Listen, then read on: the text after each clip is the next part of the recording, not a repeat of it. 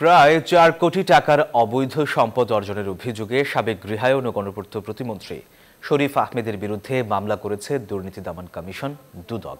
বৃহস্পতিবার দুদকের নিয়মিত ব্রিফিংয়ে সাংবাদিকদের এই তথ্য জানান সংস্থাটির মহাপরিচালক আক্তার হোসেন। এ সময় তিনি আরও বলেন, সাবেক প্রতিমন্ত্রী শরীফের বিরুদ্ধে ১২টি ব্যাংক হিসাবে ৪২ কোটি টাকার বেশি সন্দেহজনক লেনদেনের প্রাথমিক প্রমাণ পেয়েছে দুদক।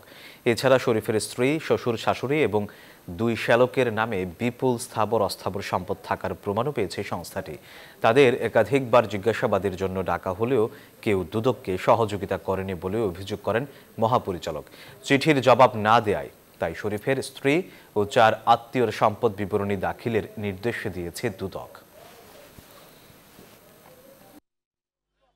৬৮ লক্ষ টাকারও বেশি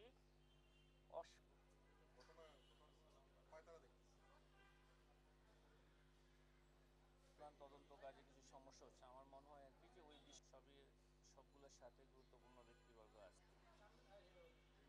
৩,৮৩,৫০,০০০ টাকারও বেশি মূল্যের সম্পদ অর্জন এবং ৪২,৬৮,০০,০০০ টাকারও বেশি অস্বাভাবিক লেনদেন করার মাধ্যমে অবৈধভাবে অর্জিত অর্থ স্থানান্তর, রূপান্তর এবং হস্তান্তর করার অপরাধে দুর্নীতি দমন কমিশন আইন ২০০৪ এবং দুর্নীতি প্রতিরোধ আইন ১৯৪৭ এবং মানি লন্ডারিং প্রতিরোধ আইন ২০১২ এই সংশ্লিষ্ট ধারায় আজ একটি মামলা রুজু হয়েছে।